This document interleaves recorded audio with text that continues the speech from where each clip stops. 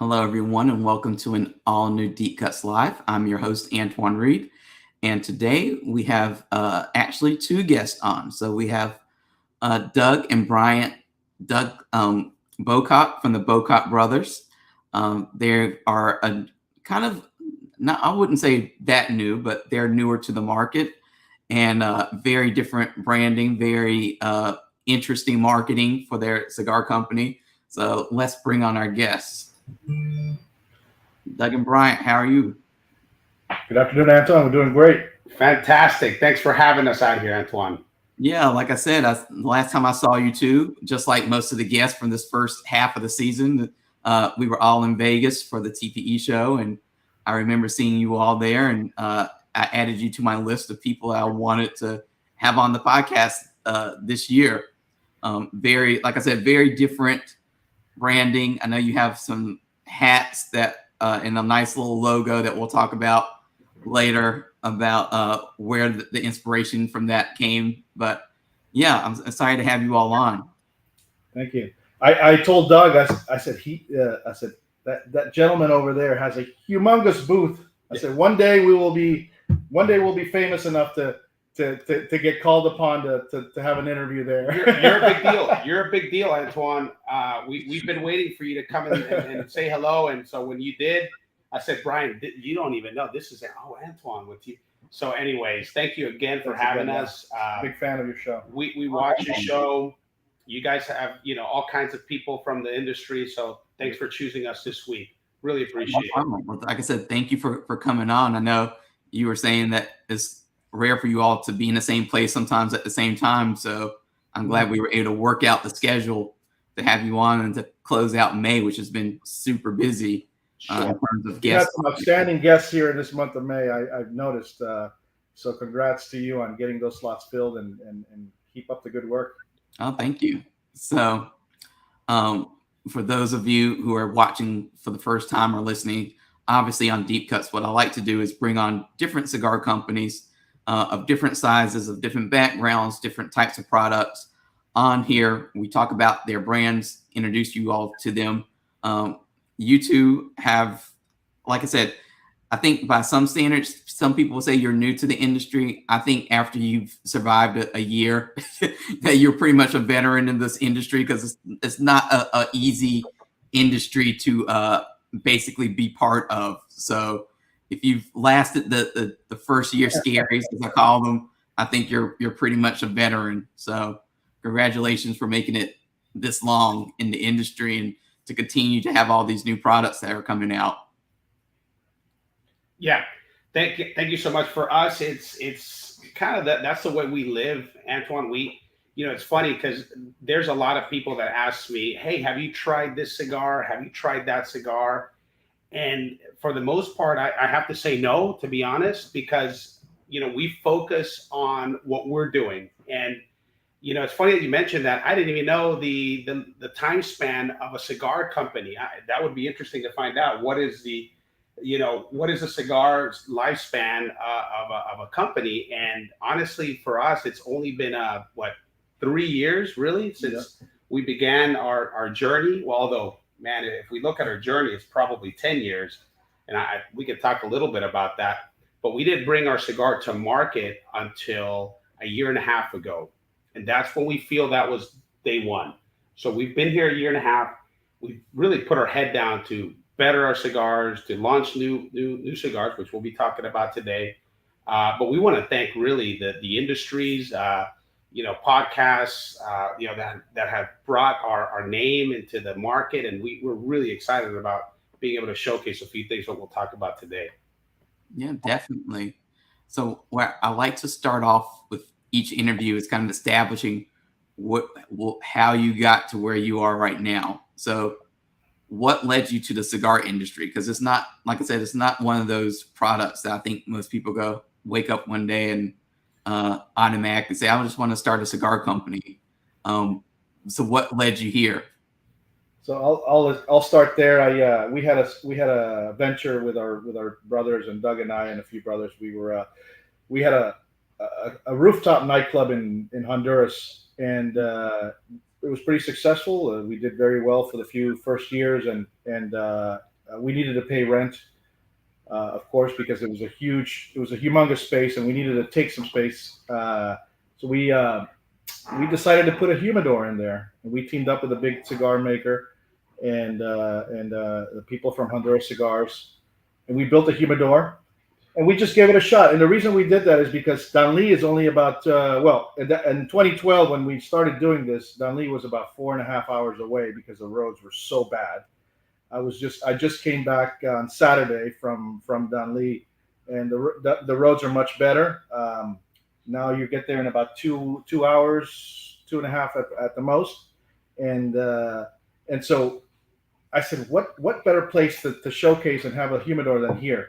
So we started selling them. Doug and I started selling them in the humidor to the American Embassy. There's a huge military base, probably the largest military base in Central America, is in Palmerola, Sotocano, and all the guys would come in from the embassy and the consulate, and we would tell them, hey, Fidel smoked these. These are the ones. These are the Bejiques. I mean, and these guys were like, wow, they were just loving it, and it became it became known as a huge cigar place that even Rocky and a few other big names came over to the lounge to do their presentation of the cigar, like it was like a sunset in the rooftop.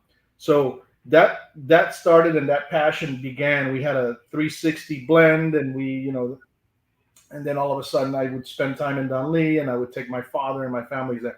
So it just happened out of necessity to basically to pay rent, to have something else in there, another source of revenue, and it became just a passion. Of course. Keep in mind, this is what 2012. So 10 years ago is when we. So Brian, he would go to Danlí and create these blends, and at the time, I wasn't a huge fan of cigars, but I was getting into them. I mean, I love the Connecticut blends, and so did he, as a beginner smoker. And, we just felt like that was something we needed to continue to do. Unfortunately, with the situation in Honduras at the time, we had to close down our shop. It was a sad time. We lost a lot of money. But our dream was still there. We said, hey, maybe one day we could come back. Actually, it was Brian. I'm not going to take that. It was me again. It's like, why the hell are you going to put more money and sink more money in that country? Come on. You already have a job. We're in the petroleum industry. I slept on his couch and slowly moved up, and perseverance. Antoine, I think this is key. This is key to everything, right? Yeah. So he came back. I mean, we just a little defeated, right, from this venture. But he came back to the U.S. I had a job in place which helped fund this operation, which went a bit south. But we learned a lot. We had a lot of fun. Most importantly, we learned about cigars, right? And we opened up that lounge. Fast forward, he comes back to Houston.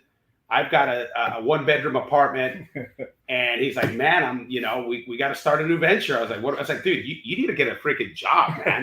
You can't. Where are you going to get the money? I'm tapped out, and I'm like Anna Delvey, like, you're so poor. Yeah. He's always had these great ideas.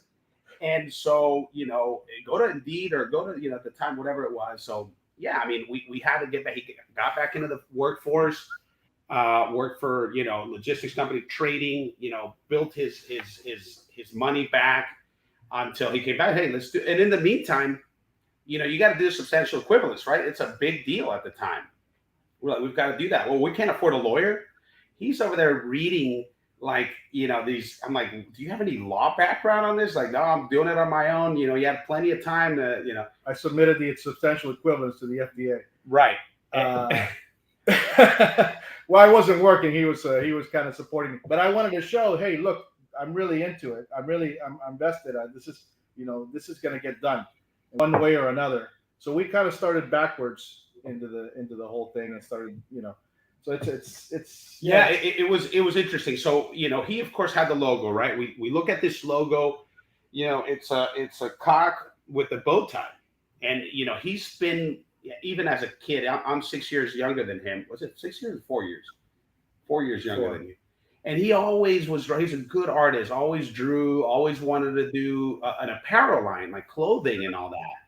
So we always knew it was going to be the Bocock Brothers, right? Because it's something about Bocock, right? Bow tie with a rooster. So you had all of this all prepped up. What angle are we going to go? We're going to go apparel, we're going to go cigars. And it all just clicked.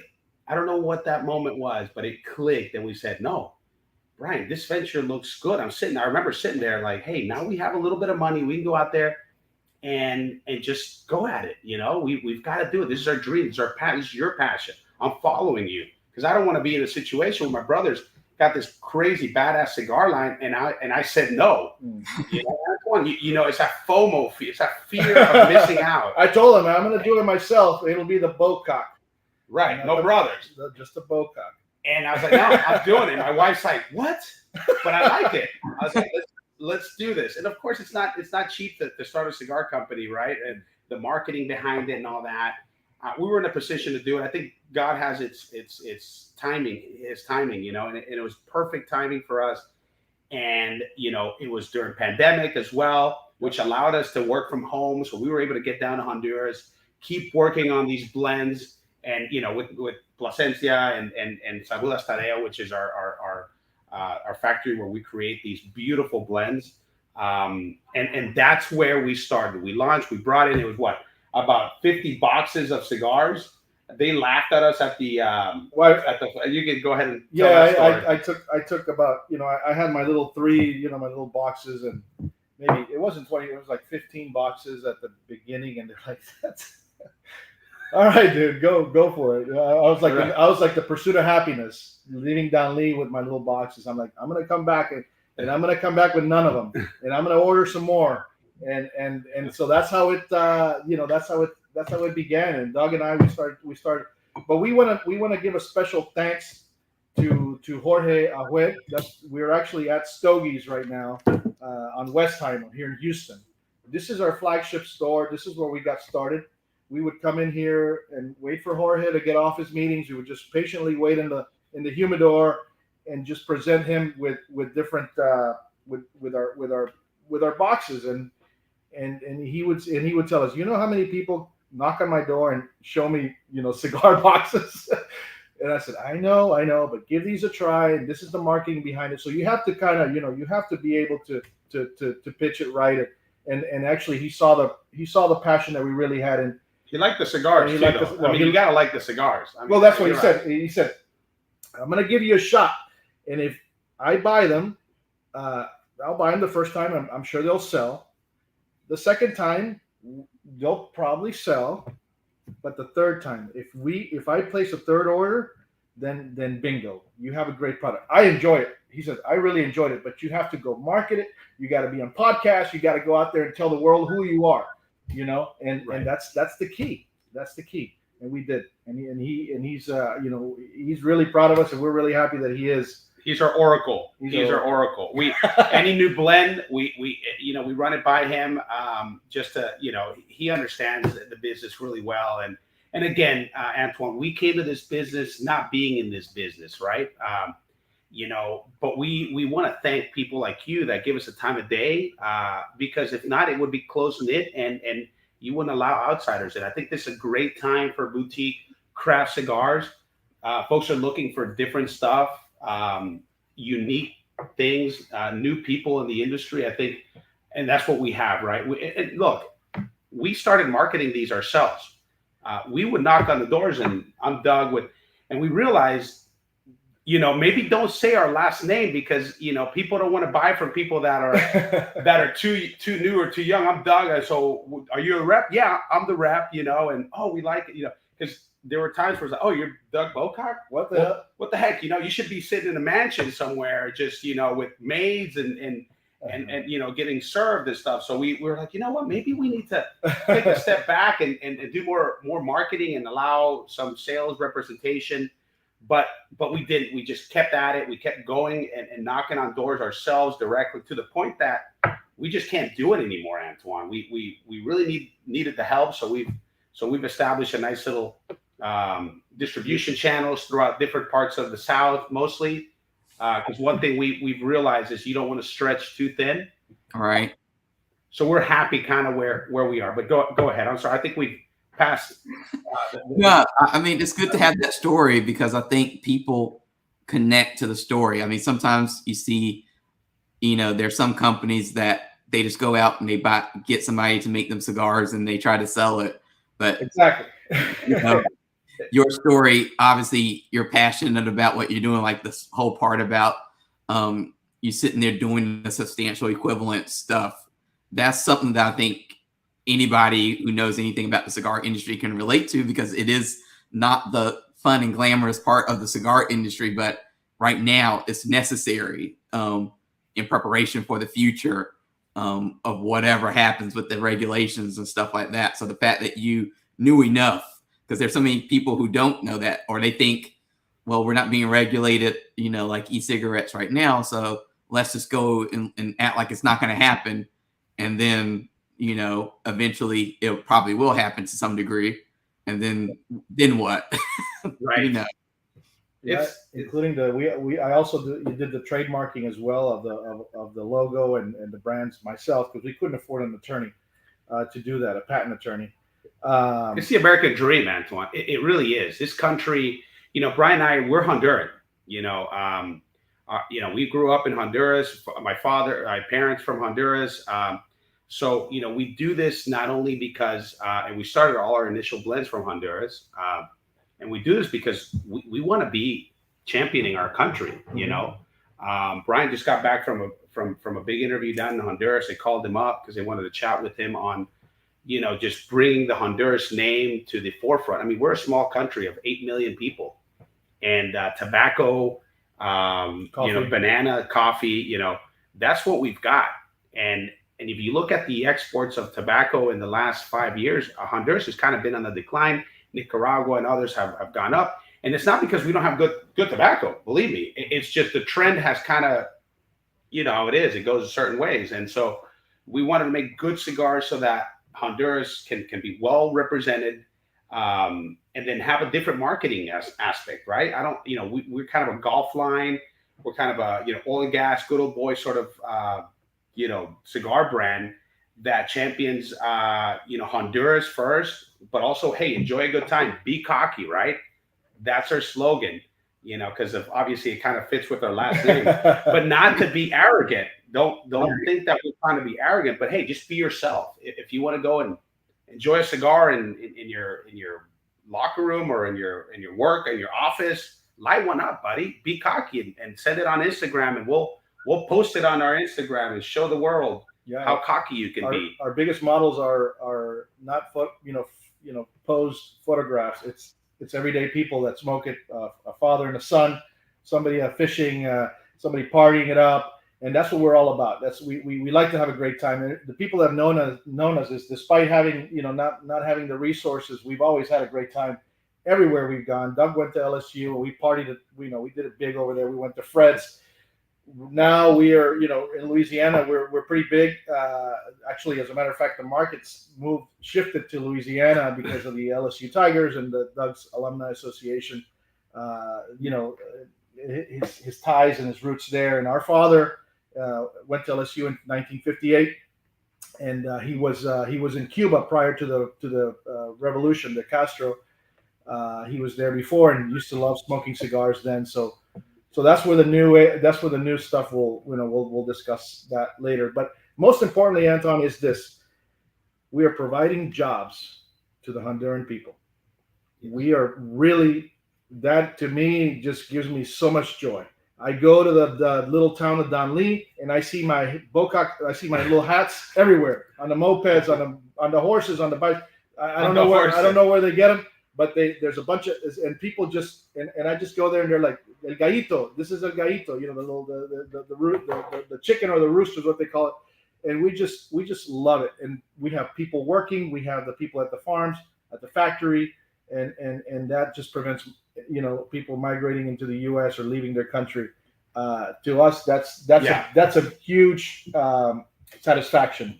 Absolutely. That's why we do it. I mean, it's not for anything other than, because this is not a big money maker. I mean, you know how it is, Antoine. I mean, I know it takes a long time to do this and to make it's, if you look at it as, hey, I'm going to try to go make money on this business, you're not going to do it one day to the next. People will see past your effort, past the energy can be seen throughout, the process. And so we just want to do the right thing, build the right relationships, and everything will fall into place. I think that's why business in the U.S. is not so complicated. It's just doing the right things.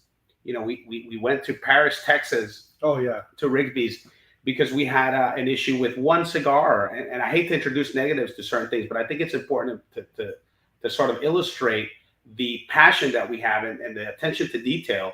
And we said, no, we'll go out there. It was I think 2 or 3 people had some issues with the cigar. We went out there and we identified the issue, which was corrected immediately. And we just spent the weekend in Paris, Texas, the Rigby's, which is a fantastic venue, which you guys should absolutely look at going. It's a destination location. And nice. And we went out there and we absolutely killed it. These guys were so happy we were out there. Like, no, guys, please don't think that we won't do this type of stuff. We're here because the reason we're here is because of you guys. So those are the types of things that we want to make sure that people understand. We're not here to just go out there, collect a check. It's our name on the box.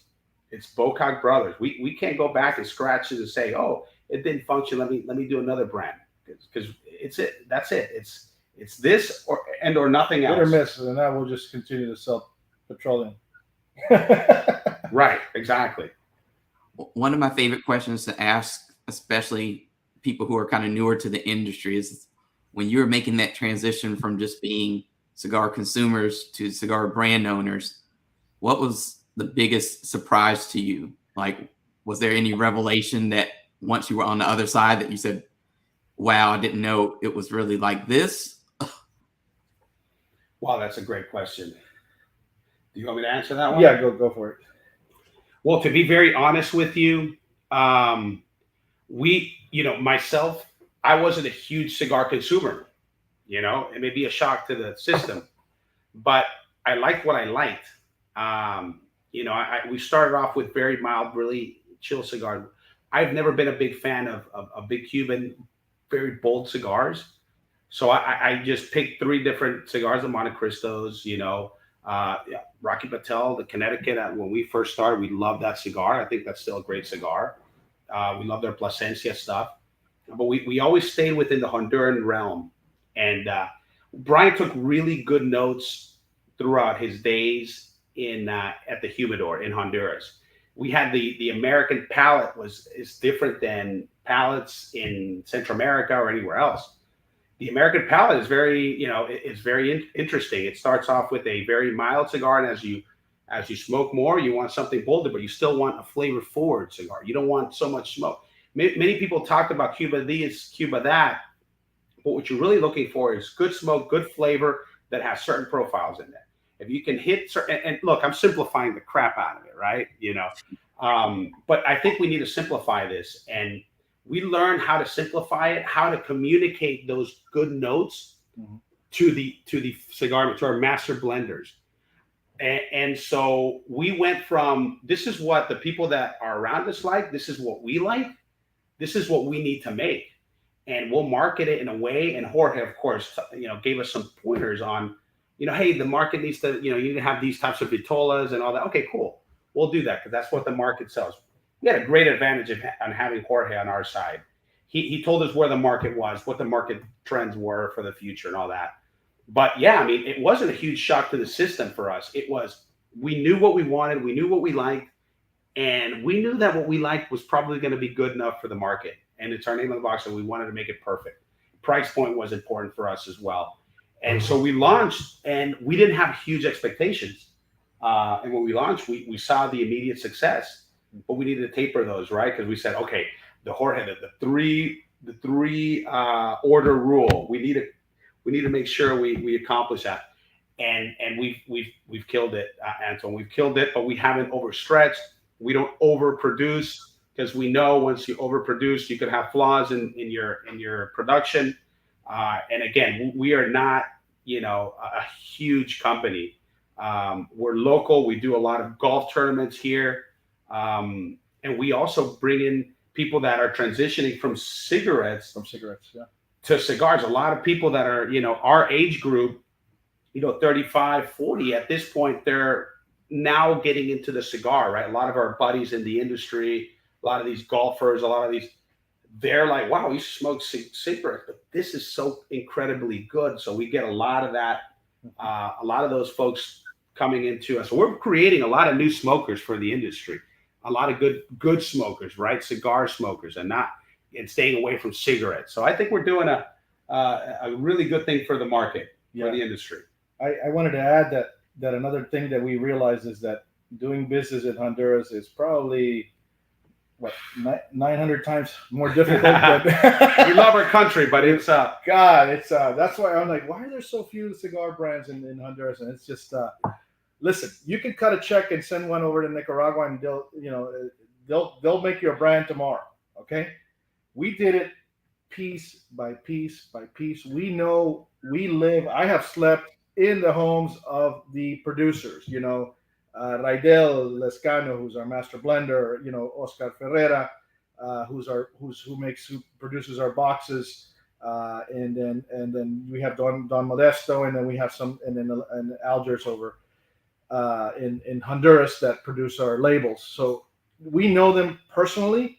We have gone to the extent of having to get them COVID vaccines so that they don't croak, so that they survive, and so that the legacy can continue. So we are very, we're deep, we're entrenched in there, and that's what most, probably other people that you might talk to cannot go into that depth, right? How many times have you been down there? I go once. You like it though. He loves it though. He acts like like something comes by. I'm looking at the credit card bill. I'm like, gosh, man, what's going on with this?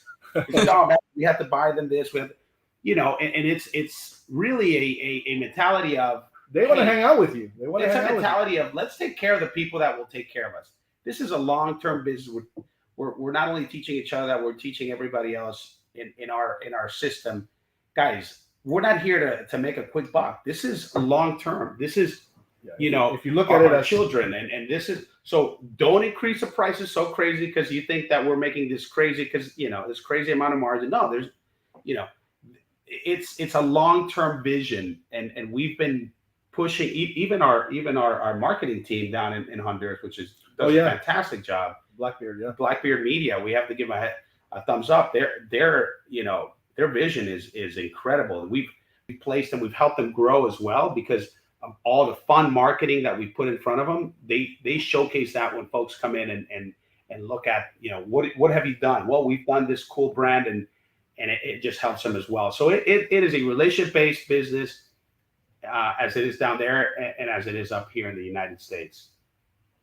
When you speak about the marketing, could you talk about what's worked, without giving away your secrets, of course, but what's worked for you all? Because I think outside of the tobacco industries, people have so many different options of how to market their products. They could do Facebook ads, they could do, Google words, Google ads and stuff like that. But when you have a tobacco brand, you have so few options of how to market that product. And I think a lot of people struggle with when you're in a niche that's overly regulated as tobacco and cigars. How do you market? How do you get out there? How do you, like you said, grow that base of customers? Give out a shitload of free stuff. That's important. They love our caps, man. They love our hats, and I go to the airports or I've gone to golf tournaments, nothing related with cigars, just going over there and I see people wearing them. Like I did in Danlí, it's just brand recognition. You have to have something that'll pop. Brand ambassadors. I will say that is probably the most important thing that we've done without even knowing. Again, Antoine, it's like we read a book. There's no path. Yeah, there's no book like he says. It's just but we just had so many people just love our stuff from the onset that we said, you know what, we need to do some brand ambassadors. And what do we do with brand? They're friends that you don't have to really pay except for feed them good cigars and get them some good swag, and they'll get out there and spread the word. And we have probably about 7 or 8 of them across the South because we wanted to. And again, the other part is don't stretch yourself thin. Stick within your region. We're well known here in Houston. This is our hometown. Houston and Texas in general. I mean, you can make a living off of this state. You know, it is such a great, vast state with many resources, with a lot of cigar lovers, and golf tournaments. We sponsor a lot of those. We get out there. We do. The big oil companies will call us, and we'll do some stuff. We'll send some reps out there to. And there's plenty of people that just want to be out there and smoke free cigars and represent our brand. So we'll do that for big oil companies and stuff. We actually have one coming up on Friday. We were at one last week. Sometimes we'll show up, right? And that's a kind of a plus. And so those are the things that I think set us apart a little bit. We're here, we're present. We come to the humidors, like right now we're at Stogie's. We'll make our way out to the Woodlands and see some folks there. And so I was in Baton Rouge last week. I'll be in New Orleans next week. So getting in front of people is important. The cigars will not, talk to the people that are working at the lounge, and one person at a time. You know what I mean? You can't go out there and blast things. You can't. You've got it one step at a time. And sometimes you'll get frustrated. You're like, man, why isn't this climbing? Why aren't the numbers so much greater? No, you got to have fun doing it. And if you're not having fun, then that's when I think folks get frustrated and they fail in this venture. For us, we're here to stay. We're here for the long run, Antoine. So you'll be having us here, at least once a year, I hope, and we'll be talking about the progress and that we've done. But most importantly, we want people to be happy with our product, even if we have to stick with the threshold of product. That's all we care about, making sure that folks that are smoking them are really enjoying them. Well, I know, speaking to Brandon from Industrial Cigar Company, he talked about bringing in your product and how well it did at Industrial. So that's just one example. Before we even got into this interview, that was an interview I did last year. So, you all are obviously doing things right. And Brandon, look, Brandon is an incredible marketing genius. The guy, props to him. I've never seen anybody so eloquent, so prepared in his interviews. I look up to him and his family.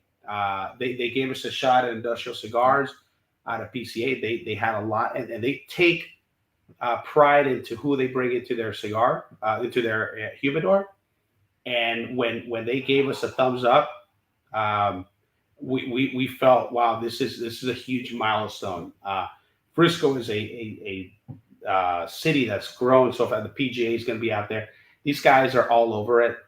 It's a family business. I think they realize, oh wow, this is family people. I think part of it is that they love the cigar, but I think they loved our energy. They loved our enthusiasm, our passion, and the fact that we work with family. And of course, they've marketed our stuff really well. We love those guys. I'm glad. Yeah, I did see the interview. The guy, I think you guys were having a conversation about with 3 different cigar Retail. owners. Yeah, retail. I really enjoyed that one. It talked about the challenges, about the people, the attrition levels out there and all that. They keep their staff intact. Nobody ever leaves because it is a family, right? We got I was out there the other day, and I actually made good friends with Chris Pennington. He's one of the cashiers / accountants / everything. He took it to LSU A&M game. He's an A&M guy. And, I didn't even talk too much trash because LSU won that game. But we drove back and everything. And so we make friendships. It's not a business to us. It's really a friendship deal. And if you're all business, you may not be the right store for us, to be honest with you. And we're kind of picky that way, to be honest, Antoine. But great example of a fantastic establishment to be in. Thank you for bringing them up. Yeah. And like I said, I like your approach to distribution, the regional approach, because so many people just say that they want to be everywhere. And then that sounds good on paper, but then you realize that you can't be everywhere. And then you're running around, there's only 8 hours in a day. And let's be honest, most people can't work or concentrate 8 hours a day. And so you're already stressed trying to put out fires everywhere and trying to keep up those relationships. So I think that more regional, scaled down, but concentrated approach to distribution is really smart, especially these days, because like you said, take a state like Texas, that's for a cigar company, there's dozens upon dozens, if not hundreds of different retailers just there for you to kind of really get your product into. And that could be enough, to carry you for a while. For sure. Cigar Club has also been instrumental in our growth. When we first started, I sent out, I mean, it's, I sent out an email, we had just started, and the folks over at Cigar Club, great people, they responded and said, hey, yeah, we will look at your cigar, send some samples. It took 6 months.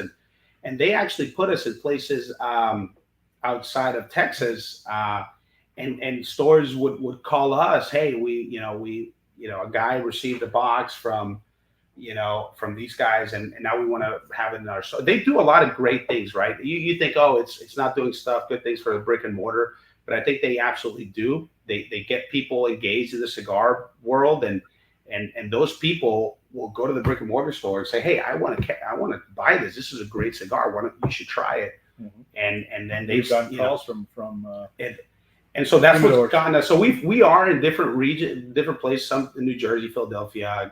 And we actually won top 10 cigar of the year with Cigar Club on our very first year with them. So voted by people. Voted by the consumers. So we didn't pay anything, right? That's we didn't have to pay anything. But we participated in the industry. If we can afford it, I would be throwing money at a cigar free shop. We would. We just can't throw $100,000 at a big ad. We just can't do it right now. But we would love to. We understand that the industry is important. The media within the industry is so important, as you mentioned. It's not just brand ambassadors or all that. You guys do a fantastic job of getting us in front of the viewers and the people that really are passionate about new brands and stuff like that. And so, of course, I encourage everybody to visit. Deep Cuts. Deep Cuts is incredible. I want to ask you. I want to interview you. What's the future of Deep Cuts? What's going to happen? You're going to have your own magazine. What are you doing, Antoine? Tell us. For me, Deep Cuts is, I think I'm probably in the same position that you probably were a couple of years ago, where, I wasn't the type who woke up every morning saying, well, I need to have a cigar, or I could go a week, 2 weeks, even a month or so without, smoking a cigar and be pretty okay. But for me, like, knowing the industry had to go beyond the wrapper, binder, filler. Because when I first started writing, all the coverage, was, this cigar got a 93 rating, and it's like, I don't know what that means. What's the story behind this brand? And I think once you get into the story, that's where you make your connections. Like, sometimes I'll hear a story about how a certain cigar was blended or the inspiration behind it, and then I go out and want to buy it and want to try it. But a 93 rating honestly doesn't faze me. So I'm pretty sure that there are some people out there who they don't get fazed by that. So for me, Deep Cuts is just a way for, if you want to learn more about the industry, you'll have now 90 plus hours of interviews that you can go back on and just learn about different people in the industry like yourself. And I think that is what's going to help people, connect better to the industry and understand, when we say that a premium cigar is different from a cigarette, what is that difference? Because there's usually not a family behind a cigarette brand these days that we know of, or that's going to put their face to it. They might be collecting a check from it, but, that's a completely different business and different product than a premium cigar. So hopefully Deep Cuts continues just to bring people into the fold. I don't care if it's not, one of these things that gets thousands of viewers when it goes live or whatever, but hopefully people stumble upon it and they read and they listen to what we have to say and what we're talking about. And then they go out to a humidor and they say I want to try a Bocock Brothers cigar now because I've heard, you know, them on deep cuts, and they want to give them a try. Thank you. Yeah, that's perfectly, well said. Yeah, absolutely. Well, what I want to do now is to kind of get into the actual cigar part, because I've tried some of your cigars. I think I tried the World Traveler Connecticut. And so I want people to kind of know what you all have to offer in terms of product.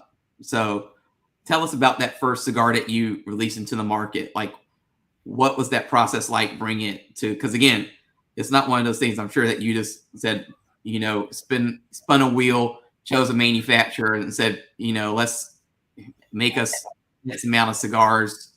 I'm sure there's a real story behind how the blend and how the product came about. Well, in the humidor in Tegucigalpa, my favorite cigar was the Rocky Patel Vintage 99. To me, that was a fantastic cigar because I was just starting to smoke, and it just burned so smoothly. It was fantastic, and I wanted to replicate, but not replicate, but I wanted to do something similar, and that was the inspiration to the first one.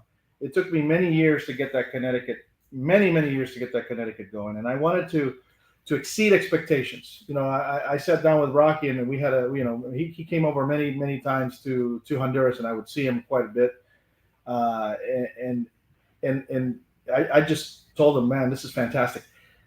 Fast forward, I would go to the Danley, to the factory, and they would give me Connecticut's, but they weren't there. They weren't there. And I actually didn't bring it, but I have a napkin where I had the first blend of this Connecticut, and we would just write it on the napkin, scratch it off, and just start switching. And I would have at that point, it was Adin Perez. I think he's now in Dominican Republic, and he was the master blender for that factory. Rydell was his right-hand man. Adin and I worked on it very diligently, very, with a lot of passion, and then it was passed on to Rydell, who's our current master blender, and it was just putting 30 cigars, there, and I would, no, this one's kind of it, no, but so add, because I couldn't explain it, like, agarra la tripa de este y el viso, because they wouldn't, the guys really didn't tell you, oh, this is leather, this is vanilla. They would just laugh at you because we wanted to know, like, people talk about leather, hints of leather, hints of shit, hints of this, and so it's like, they're like, what the hell are you talking about, Brian? It's tobacco. We just add this to this and this to this and that. It's like cooking. So it took many years to go back and forth and back and forth. And Doug's like, did you get it yet? Did you have it yet? I'm like, no, I don't know. Yeah, it's crazy because in Honduras, there isn't the wheel of flavors, right? It is, hey, I'm going to get this from this. And, and to have consistency, you also have to understand, where the carbs are coming from, right? You can't just, say, this is what I want this flavor. You really, it's a trial and error. And Brian learned the hard way. Trial and error. And then they would tell you, Brian, I have it. Here it is. This is what you're looking. I tasted it. No, what the fuck? What is this? Yeah. So they're like trying to bullshit you, right? Like, no, come on, man. And then they would realize, okay, this guy's serious. This guy's serious. And I had to be serious for 10 years because they weren't taking you seriously until you finally say, hey, I mean business. And you have to educate yourself and say, this is what I'm looking for. This is what we're going to do. And then you take the bull by the horns and you start showing them, look, this is, and that's how we were able to finally create that Connecticut, that to me, well, it's mine, right? It's ours, but it's pretty spectacular. I never had a single complaint on it. We just got a 95 rating, 95 on Stogie Press. I want to screw the rating. The rating's nothing. But the thing is that he could have, we didn't pay anything. So to me, that when you don't pay anything and they give you a good rating, that to me that means a lot. But all in all, no complaints. you drink. Connecticut. I mean, it's a perfect cigar for golf. We wanted to make sure that live it in use. And the way I wanted to do it was to simplify. So here's the Connecticut, here's the Habano, and here's the Maduro. So we didn't want to complicate it to the folks either. Light, medium, full. Okay. We didn't want to go, we didn't want to get over complicated, and that has been a success for us because it's 3 vitolas, 3 different blends, and make it very easy. And that's been part of our success. Like I said, I realized that I could have gone to Nicaragua and they could have given me this in a week. They could have given me this in a week. But doing it myself, blending myself, grabbing the fillers and rolling them myself, that makes the difference. And it's better than cutting a check for $100,000 and say, here, I want to have. We didn't have that. Maybe that would have been probably a better deal, and it would have been probably easier. Honestly, I think if we would have had that, we probably would have gone that route. Yeah. But we didn't. We didn't. We could afford it, so we had to go out there and prove ourselves to these manufacturers, and say these guys are legit. They would give us garbage, no doubt. And then no. What are you trying to do? No, we just thought. And then they realized, oh, okay, pull up, get the real. Yeah, get the stuff from the back. Get the guns. Go get the big guns. Oh, okay, these guys are all right. You see, so Honduras is like that, very complicated.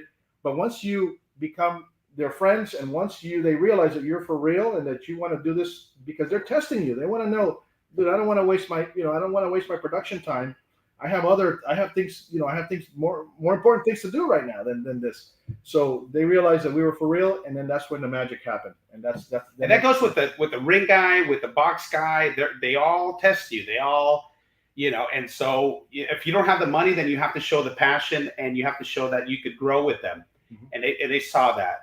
I think we were able to portray that. And then, of course, as you move forward, once we had the 3 blends, every order was bigger than the other. And we pay well, and we do the right things. And that's really been the recipe for our success as it relates to the cigar manufacturing side. And so now that we have the 3 very main vitolas, our bread and butter, all Plasencia, all Honduran tobacco, and Plasencia.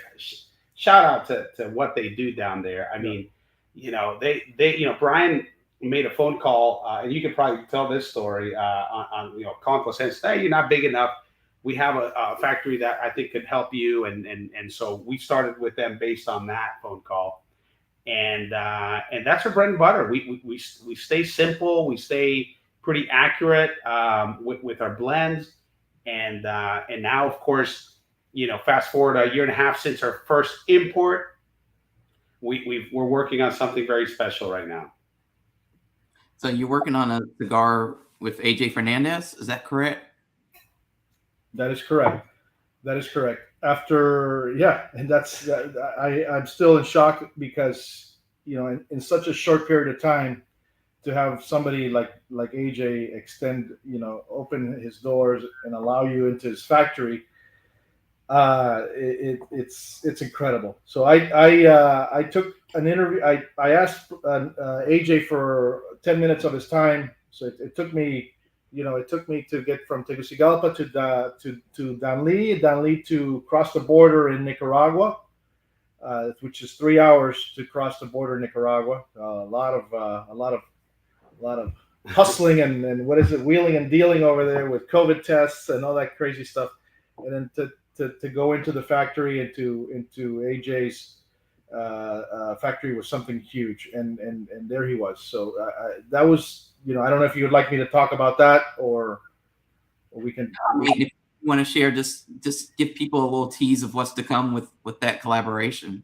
So this collaboration, we wanted to do it. It's first of all, getting the time and actually, AJ saying, I don't come from riches. All of this was not given to me. I fought for it. I worked hard, and I see your commitment. The most important thing is that stay humble and understand that people don't like, people But be cocky though. But Stay humble, but be cocky. But don't right? be a dick. I mean, It's basically. But at the same time, you have to just be, be cocky, but don't be a dick, right? So with him, it was like, this is my brand. This is what I like to do, and I think that the fighting cocks and he his master blender was into it. He's like, oh, look at this. He's got the roosters, and he liked the brand. He liked the labeling, and I was able to get an opportunity to participate at his factory. We're now going to do three new blends, and we're starting off with a signature edition to commemorate our father, who's still alive. Roberto. We're doing a Sumatra not limited. It's signature edition. It's a signature edition cigar, and we're actually smoking it here. It doesn't have the label. They were sent to us in bundles, and they will be ready in about 30 days from today. It's a box of 10, 3 vitolas, the Robusto, the Toro, and a Gordo. And it's a validation of the hard work. If AJ takes notice of what we've done already, of course, he's not just going to blend. I mean, he blends for top notch, cigar brands, as you know. And so the fact that he's given us a little space, and I say minute space in his production, is for us, again, a huge validation of all our work up to now. And again, it hasn't been easy, right? It hasn't been easy because because of costs, right? It's an incredible task to do business there. Nicaragua pricing is a little higher than, so we back and forth. But when we tried the blends after Brian spent some time down in Nicaragua, this is our final blend. We went back and forth, and Brian could talk a little bit about that process, because he's the guy that spends more. I'm married. I've got a little 5-month-old, and Brian's single, and he can move around and maneuver without any issue. He comes home, the milk's spoiled for like a month and a half, and doesn't even have a cat. Guy.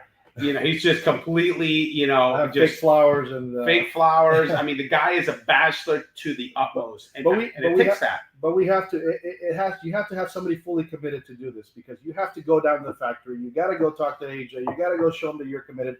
If not, they're not going to open the doors and say, where are you? Thanks for coming. We gave you the green light, but then we never heard back. So number one, we have to execute. Secondly, we have to get the funds, right? All right.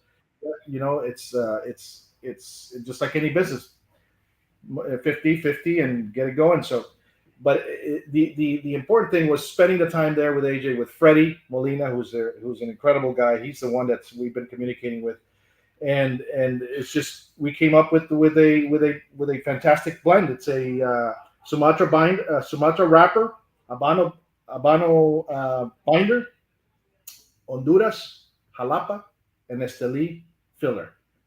Just a fantastic. We wanted to have a little bit of that Honduran in there, and it's just. And the media people really helped us out, right? So we sent initial blends to folks like Kaplowitz Media, Cappy, Kaplowitz, yes, underground guy. We just want to work with people that are also passionate, that aren't just there to just make money and stuff. We really want people that understand palates, and this guy worked with Frank Seltzer from Cigar Journal, and the folks there, and so we got validation. Guys said, hey, I would give you a 92 right now, but it needs some balls. It needs some balls. What do we do? It's like, dude, you know what? That's exactly what we felt, and. Yeah. So Brian needed to communicate that back to the factory. Went back down there. Add a little Esteli into there to give it a little, a little Ligero in there, a little bit more, just to give it some balls. Because the cigar has to tell a story, and it has to be, it starts off, and then it's a story, and it's just. This is a signature edition, Antoine. This is our prized possession. This is after 10 years of knowing, after another year and a half of World Traveler Collection from Honduras. It was like, okay, we're vested. We know more about what you don't know what you don't know, right? So you hear people, you remember what people tell you. Okay, maybe this Maduro needs this or that. And the Sumatra, right? Sumatra is a a blend that is a wrapper that's really on top right now. And so we want to make a Sumatra. That's what folks, and we love the Sumatra as well, personally. Mm-hmm. And so we decided it's going to have to be a Sumatra. And so, this is a box of 10. I wish we had the box here, but it was showcased over at TPE. And it took a little bit. We were supposed to have this out about a month and a half ago. It didn't happen, but as many people are aware, it's not easy right now but we didn't overly commit. We took a whole lot of order requests during TPE and stuff, and so we owe a lot of that to the customers that came to us and said, "Hey, we want this blend. We haven't even tried it, but we love your World Traveler. We know it's a step up, and absolutely it is." So look for them in your local stores coming up. It's a box of 10. It's a special blend. And I look forward to sharing it with you guys at some point. We're going to send you a sample, Antoine, and you better smoke that with a nice, single malt Scotch, and you'll absolutely love it. Or a Zacapa, which is what we're drinking today. Okay. Well, I have plenty of Scotches over there in my collection, so I'm waiting. You're a Scotch drinker. You're a Scotch drinker, then, huh? I dabble in a little bit of everything. It depends on what kind of day I'm having. There you go. All right. Yeah. Same here. We absolutely love it. But yeah, you can't really drink a cigar with a beer, but that's just me. Oh, you could. On the golf course, yeah. Oh yeah. On the golf course, you absolutely can. So at this point in the show, we usually like to kind of flip it a little bit, and you've told us your entrepreneurial story. So we want to let you offer some of the listeners and the watchers of this episode some advice. So I usually have 2 questions that I ask, and you two can choose who wants to go first answering these questions. But the first of those questions is what is your why? So what motivates you to do what you're doing right now with your business? I guess I'll go first. We were just talking about that, right? Just a minute ago, just before you chimed in. We Brian just went and stopped by the house, picked me up, and he said hello to my little boy, Max Reeves Bocock, 5-month-old. At the time when we first started, I didn't have a child, but I said, this will be a legacy for him, I hope, at some point. So we're like, man, we're doing all this and stuff. Max is just gonna grow up and just take all this for granted. We're like, no, but we're gonna make this guy go to Honduras at 12 and he's going to smoke. We're like, man, but that's not really, I can't have him smoking at 12, but that's why I'm doing it for the legacy. Obviously we're having a whole lot of fun, and not only we're having a whole lot of fun, our group of friends, our brand ambassadors, the people around us that we grew up, we have a big network of folks that really are counting on our success. Because they love it. They've been there. They spent their money in following us and buying cigars, promoting it, wanting us to grow big. And for what? I don't really know. I think they just love the fun that comes with the cigars, the doors that it opens, the relationships that you can build, the people that you meet. And the more we spend time in this industry, it validates that, wow, we're doing it not only for us, but the people that are following us, and so we get a lot of DMs and messages of people like, guys, I love it. Send me these hats. Send me this. I love the Bocock Brothers. Including our my boss, Lynn Stacy. I work for a company, OEC. We move petroleum. We moved Doug's Petroleum and other products, liquid bulk. And the guy, I kind of try to lay low, right, and kind of do this on the DL. And then he's like sending me pictures in the morning. Hey man, I love it. I'm with my boys. He's on the boat. He's like, so I'm like, oh man, it's just good. We're still good, right? I'm still employed, right? I'm good, right? He's like, oh dude, keep going, keep doing it. That's a great thing, and so the entrepreneurial spirit is there within us. Our father worked for Chiquita Banana for 15 years, and then he did his own thing. Our whole family, our family's entrepreneurs. And so And so we want to build something, create a legacy for our future. And look, Honduras, we champion our, so it builds. They need it. They need it. They need it, and it just circles everything. It's absolutely what I think we were born to do. We just didn't really hit our stride until we hit our 30s, when we realized, okay, this is it. This is what we were meant to do in this life. You only live once. So absolutely, man. This is why. That second question I usually ask is, someone comes to YouTube and they know that you started your own business, and they have an idea for their own business. It might not necessarily be a cigar business or related to tobacco, but they say, how should I get started? What's your response to them? The response is, you have to, like we mentioned before, there is no path to success. There's no book, no handbook. It just has to come from within.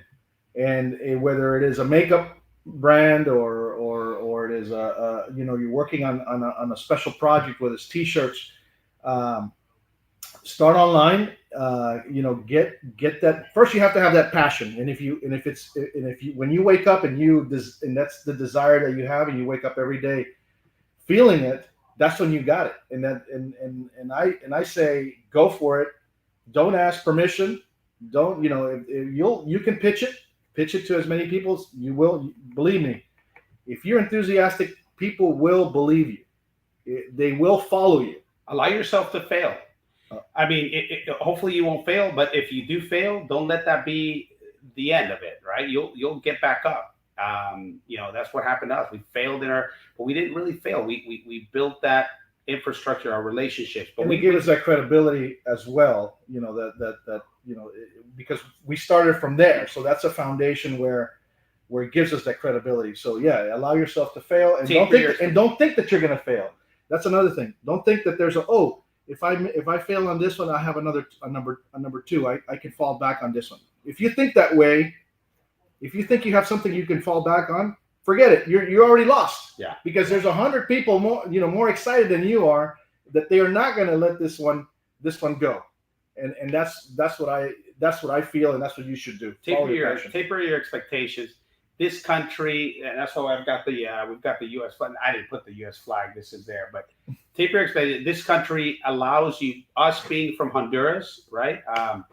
We've seen how difficult it is to do business in a country where there's a lot of bureaucracy and a lot of different obstacles. Mm-hmm. The U.S., especially here in Texas, they're pro business, and so you really stand to win, and you have all the right tools to do so. The market's big enough, affluency, and I'm not just talking about cigars. We're talking about just in any business. We've seen a lot of friends, in all kinds of industry, roofing, whatever it may be. Mm-hmm. Just go out there and say, you know what, I don't want to necessarily work for somebody. I want to kind of do my own thing. Let's just do it. Go for it. If you have time on your side, roll with it. Take a risk. I've been a fan of taking risks. This was a big risk. It was a measured risk. Obviously, make sure you don't leave your kids without any formula milk, although that's a big thing. Even though if you want to buy it, you can't. Actually, I was in Chile like 2 weeks ago. I brought 10 cartons, 10 bins of formula milk, because we didn't have any formula milk here in the U.S. And I'm selling formula milk powder like it's dry. I mean, I'm like, hey man, my realtor, my this, my that. Here's formula milk. It's crazy. You don't want to be like the pharma guy. No. But yeah, just go for it. That's what we would say, guys. And we're not the best guys to ask this question, but that's our experience, Antoine. Our humble experience. That's what it is. Just go for it. And but it's you're going to have a few failures before you can find that winning thing. And again, we're still in the process of seeing, hey, are we going to be successful? Who decides that? You guys, our viewers, you, Antoine. You guys will decide that eventually. We'll see what happens in 10 years when you interview us again. We'll have white hair, but we'll hopefully we'll be here. Well, of course, it won't be 10 years from this one. We'll, like you said, you'll be regularly guest on here. So let's not set that precedent yet. We'll be doing a follow-up just in another decade from now. We'll see how deep cuts 10 years, right? Yeah, I don't know. 10-year reunion. So for those people who are not watching this live and they haven't seen the banner that's been on the screen, can you all tell people what website they need to visit and what social media they need to follow in order to keep up with you all and what your company is doing?